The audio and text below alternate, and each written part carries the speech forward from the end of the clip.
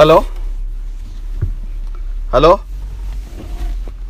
Hello വലൈക്കും അസ്സലാം. ആ മോനെ, എന്ത് വിശേഷം? എന്തുണ്ട് വിശേഷം? നീ എവിടെ? ഞാനിപ്പോ പിന്നെ ഗൾഫിലേക്ക് ഗൾഫിന്റെ ലമണേറ്റിലാണ്. അതെവിടെയാണ്? ജബൽനൂറിലെ.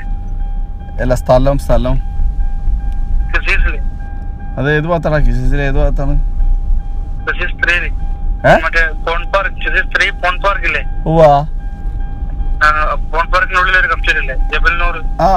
അവിടെ ഉള്ളത്.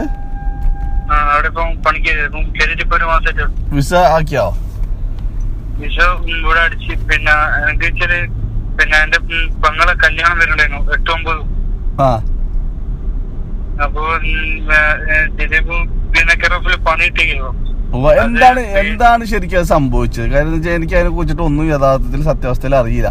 എന്താണ് അത് സംഭവിച്ചത്?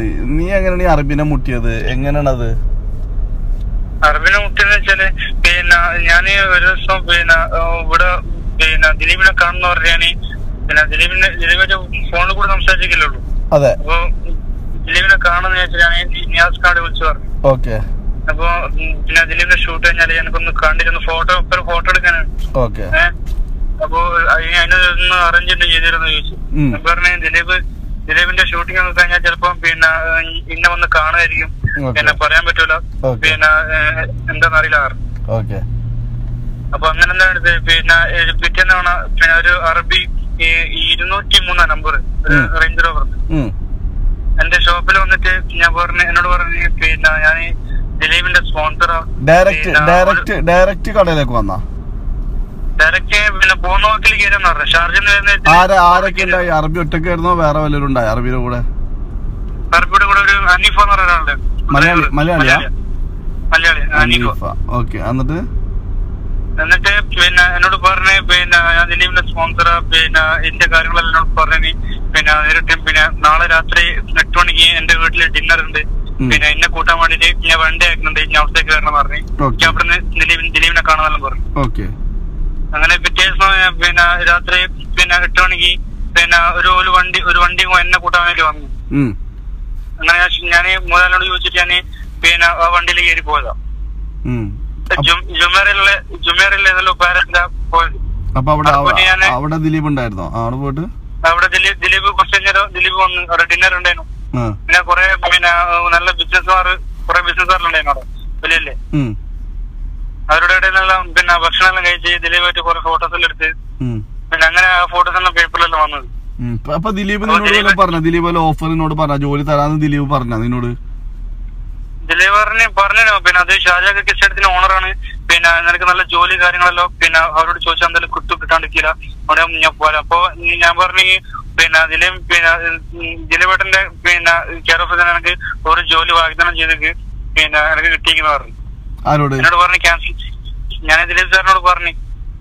അല്ല, അവിടെ വെച്ചിട്ട് നിനക്ക് ആരാണ് ജോലി തരാന്ന് പറഞ്ഞത്? Sheikh അൽഫ.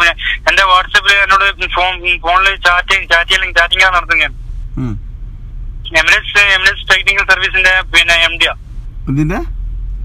Emirates technical service Ajman. അപ്പൊ നിന്നിട്ട് ജോലിക്ക് ഇതാക്കാന്ന് പറഞ്ഞിട്ട് നിന്നെ വിളിച്ചു? എന്നോട് പറഞ്ഞു ഇനി ധൈര്യത്തില് ക്യാൻസൽ അടിച്ചിട്ട് നാട്ടിലേക്ക് പോട്. 3 മാസം കൊണ്ട് പിന്നെ എന്തായാലും എനിക്ക് വിസ നാട്ടിലേക്ക് അയച്ചുതരാം. പിന്നെ അതുമല്ല ഫ്രീ ആയിട്ട് ലൈസൻസ് എന്റെ പേരിൽ ഫ്രീ ആയിട്ട് ലൈസൻസ് എടുത്തരാന്നെല്ലാം പറഞ്ഞു. എന്ത് ജോലിയാന്നൊന്നും ചോദിച്ചില്ലേ? ജോലി എന്നോട് പറഞ്ഞത് വീട്ടു ജോലിയാന്ന് പറഞ്ഞത്. വീട്ടില് ഡ്രൈവറായിട്ട് നിൽക്കാന്ന് പറഞ്ഞത്. പിന്നെ സ്കൂളില് കുട്ടികളെല്ലാം കൊണ്ടുപോകുന്നു. അതും പിന്നെ അത്യാവശ്യം പിന്നെ സാധനം വാങ്ങാൻ വേണ്ടിട്ടല്ലോ ഡ്രൈവറായിട്ട് നിൽക്കാനാ ഓരോ പാലസില്. അതെന്നോട് പറഞ്ഞു. അത് നല്ല ശമ്പളം തരുന്നു പറഞ്ഞു. അപ്പൊ ഫ്രീ ആയിട്ട് ലൈസൻസ് കിട്ടുമല്ലോ. അപ്പൊ ആ രീതിയിൽ പിന്നെ ഞാൻ പറഞ്ഞു ഓക്കെ ഞാൻ നിൽക്കാന്ന് പറഞ്ഞു. അങ്ങനെ എന്നോട് പറഞ്ഞു പിന്നെ എനിക്ക് പിന്നെ ഇനിയൊരു പൈസയും ചെലവാക്കണ്ട, എല്ലാം ഞാൻ നോക്കിക്കോളാം, എന്റെ പേരിൽ ലൈസൻസ് എടുത്തെന്നെല്ലാം പറഞ്ഞു. അത് ഞാൻ അങ്ങോട്ട് ആവശ്യപ്പെട്ടല്ല. അല്ല, ആ പറയണ സമയത്ത് ദിലീപ് അവിടെ ഉണ്ടായിരുന്നോ? ദിലീപ് കേൾക്കുന്നുണ്ടായിരുന്നോ? ഇതൊന്നും ദിലീപ് കേട്ടിട്ടില്ല. അതാണ് ഞാൻ ചോദിക്കുന്നത്. കാര്യം അറിയോ, ദിലീപിന് സത്യാവസ്ഥയിൽ ഈ സംഭവം ഒന്നും അറിയില്ല. കാരണം അതുകൂടാതെ നീ അവിടെ പോയിന്നോ, നിന്നെ കണ്ടെന്നോ, നിന്നെ സംസാരിച്ചെന്നൊക്കെ ഞാൻ പിറ്റേ ദിവസം പേപ്പറിലാണ് ഈ അറിയുന്നത്. കാര്യം ഞാൻ അവിടെ ഉണ്ടായിരുന്നോ? ഞാൻ നിന്നോട് സംസാരിക്കുക അവിടെ ഉണ്ടാവും എന്തും ചെയ്തിട്ടുണ്ടോ? ഇല്ല, ദിലീപ് സാർ അവിടെ ഉണ്ടായിരുന്നു. പക്ഷെ ദിലീപ് കേട്ടാ ഇങ്ങനെ അയാൾ അറബി പറയണത്, ഇങ്ങനെ ജോലി തരാന്നൊക്കെ പറയണത്?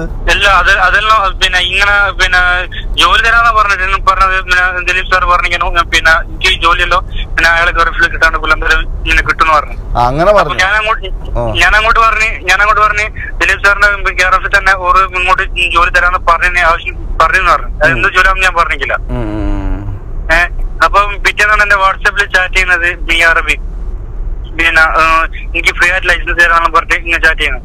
അത് തെളിവ് സാറിന്റെ ഫോണിലുണ്ട്. എന്നിട്ട് പിന്നെ നീ അവനെ കോൺടാക്ട് ചെയ്തില്ലേ ഈ അറബിനെ? ഞാൻ കോൺടാക്ട് ചെയ്തിട്ട് ക്യാൻസൽ ചെയ്യാൻ പറയാൻ 2 മാസം കൂടി എനിക്ക് വിസ വരുന്ന പറഞ്ഞു. അപ്പൊ ഞാൻ ക്യാൻസൽ ചെയ്ത് നാട്ടിൽ പോയി. ഞാൻ 2 മാസം വെയിറ്റ് ചെയ്തിട്ട് നിൽക്കുന്നു, കിട്ടിയില്ല. അപ്പൊ ഞാൻ മലയാളി ഉണ്ടായിരുന്നു ഡ്രൈവർ അറബിന്റെ. ഒറ്റക്കനെ വിളിച്ച് ഞാൻ പറഞ്ഞടാ ഇങ്ങനെയല്ല പറഞ്ഞ് അതല്ല ഞാനും ഷെയ്ക്കും കൂടിയിട്ട് ലണ്ടനിലേക്ക് പോകുന്ന 10 ദിവസത്തേക്ക് ലണ്ടനിൽ പോയിട്ട് വന്നു കഴിഞ്ഞാല് എനിക്ക് എന്തായാലും ജോലി കയറാൻ പറ്റുന്ന. അങ്ങനെ ആ പോക്ക് പോയി ലണ്ടനില്. പിന്നെ ഞാൻ 5 മാസം കഴിഞ്ഞിട്ട് എനിക്ക് വിസ വന്നില്ല. 5 മാസം കഴിഞ്ഞാണ് MS ടെക്നിക്കൽ സർവീസിന് ഒരു ആളെന്നെ വിളിക്കുന്നത്. കമ്പനിയിലേക്ക് ജോയിൻ ചെയ്യാൻ വേണ്ടി പറയുന്നു. അപ്പൊ എന്റെ CV എല്ലാം എനിക്ക് വാട്സാപ്പിൽ അയച്ചാണ്. ഇപ്പൊ ഞാൻ നോക്കുന്ന അതില് എല്ലാ ആനുകൂല്യങ്ങളും കാണുന്നുണ്ട് അതില്. പക്ഷെ പോസ്റ്റ് സെക്യൂരിറ്റി ഗാർഡ് അതിൽ പറയുന്നു. അപ്പൊ ഞാൻ പറയുന്ന ഓക്കെ സെക്യൂരിറ്റി ഗാർഡ് തൽക്കാലം സെക്യൂരിറ്റി ഗാർഡ് അവിടെ നിന്നിട്ട് ലൈസൻസ് തന്നെ കിട്ടൂലോ, അപ്പോഴത്തേക്ക് മാറാൻ വിചാരിച്ചു. അപ്പൊ ആ ഇല്ല ഞാൻ അവിടെ കയറി പോയത് അജ്മാനില്. ടിക്കറ്റിൽ അയച്ചാണ് ഞാൻ അവിടെ കയറി പോയി. എന്നിട്ട് ഞാൻ ആ കമ്പനിയിൽ ജോയിൻ ചെയ്തോ. ഞാൻ പറഞ്ഞു ഇങ്ങനെ കാര്യങ്ങളുള്ളത്. അപ്പൊ എന്നോട് പറഞ്ഞു എന്നോട് ഷെയ്ഖ് പറഞ്ഞത് ഇന്നവിടെ സെക്യൂരിറ്റി ആയിട്ട് ഇടാനാ, ഇത്ര ശമ്പളം തരാനാ പറഞ്ഞത്. വേറൊന്നും എന്നോട് പറഞ്ഞില്ല.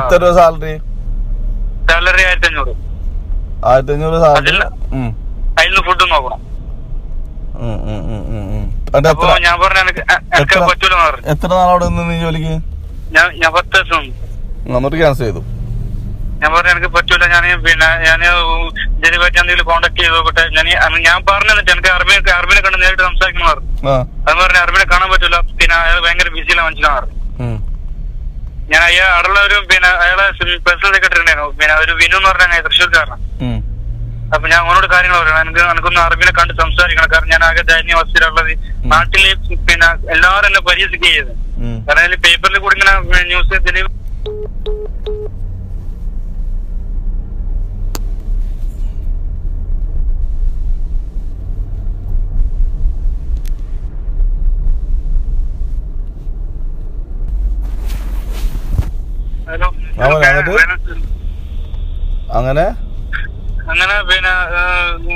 അങ്ങനെ കാര്യങ്ങളെല്ലാം പറഞ്ഞു.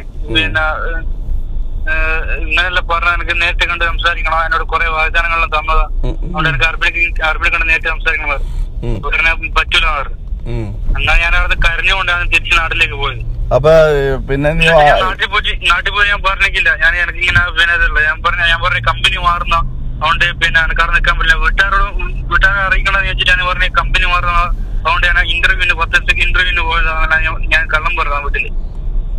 ഞാൻ ഒരു വിസിറ്റ് എടുത്തിട്ട് ഞാൻ പിന്നെ ഇവിടെ വന്നത്. വിസിറ്റ് എടുത്തിട്ട് ഇവിടെ പണി അന്വേഷിച്ചിട്ട് എനിക്ക് ഇവിടെ പണി കയറിയത്. നാട്ടില് ഞാൻ 5-10 മാസത്തോളം ഞാൻ നാട്ടിലിരുന്നു. ഞാൻ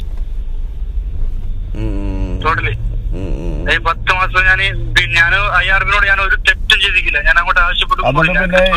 ഈ അറബിനോട് പിന്നെ എനിക്ക് സംസാരിക്കാൻ പറ്റില്ല, ചാറ്റും ചെയ്യാൻ പറ്റില്ല. ഇല്ല, ഞാൻ കൊറേ ചാറ്റ് ചെയ്ത് എന്നിട്ടൊന്നും റിപ്ലൈ കിട്ടുന്നില്ല. ഞാൻ വിളിച്ചിട്ട് ഫോൺ എടുക്കുന്നില്ല. അങ്ങനെ ഇപ്പൊ ആകെ ഇപ്പൊ എന്റെ പെങ്ങളെ കല്യാണം 8-9 പേരുന്നു. ഞാനിപ്പോ ആകെ പെട്ടിട്ടുണ്ട്. അതുകൊണ്ട് എനിക്കിപ്പോ തൽക്കാലം ഒരു ജോലി നമുക്ക് ഇവിടെ കിട്ടിക്ക്. എനിക്കിപ്പോ നസീർക്ക് വിചാരിച്ചാല് എന്തെങ്കിലും ഒന്ന് സഹായിക്കാൻ പറ്റുമെങ്കിൽ അത്രയ്ക്കും നല്ലത്. ഞാനൊന്ന് നോക്കട്ടെ. നീ എന്റെ വീടിന്റെ അടുത്താണ് നിന്റെ കട? മറ്റേ പാർക്കിന്റെ തൊട്ടടുത്തല്ലേ? ഫോൺ പാർക്കിന്റെ അവിടെ അല്ലേ? വീടിന്റെ അടുത്ത് തന്നെയാണ്. ഒരു പണി, ഞാൻ നിന്നെ ഒന്ന് അവിടെ വന്നിട്ട് കാണാം. ഞാൻ നിന്നെ വിളിക്കാൻ വന്നിട്ട്. ഓക്കെ, ഞാൻ നോക്കട്ടെ. എന്തായാലും നീ ഇതിൽ എന്റെ വാട്സപ്പ് നമ്പറും ഉണ്ട് കേട്ടാ. ഞാൻ നീ എന്നെ ഒന്ന് വൈകിട്ട് നാളെ കാണാൻ ഒന്ന് വിളിക്കാൻ അങ്ങോട്ട് വരാം. ഓക്കെ. കേട്ടാ. ഞാൻ വിളിക്കും, ഞാൻ ഒന്ന് സംസാരിക്കട്ടെ എന്തായാലും കേട്ടാ. എനിക്ക് സത്യാവസ്ഥയിൽ ഈ സംഭവം ഒന്നും എനിക്ക് അറിയില്ല കേട്ടാ. കാര്യം വെച്ചാൽ ഞാൻ അവിടെ നസീർക്ക് അന്ന് വിളിച്ചു. നസീർക്ക് നമ്പർ കിട്ടാത്തതിനെ കൊണ്ടാണ് ഞാൻ നിയാസ് ഖാൻ നമ്പർ തപ്പി പിടിച്ചിട്ട് നിയാസ് ഖാനോട് കാര്യങ്ങൾ പറഞ്ഞത്. ഓക്കെ സാറില്ല. ഒരുപാട് ബുദ്ധിമുട്ട് ഞാൻ അനുഭവിച്ചു. കാരണം എല്ലാവരും എന്നെ കളിയാക്കുക ചെയ്യുന്നു. ആയിക്കോട്ടെ, ഞാൻ എന്താ നിന്നെ വിളിക്കാം. ഓക്കെ, ആയിക്കോട്ടെ.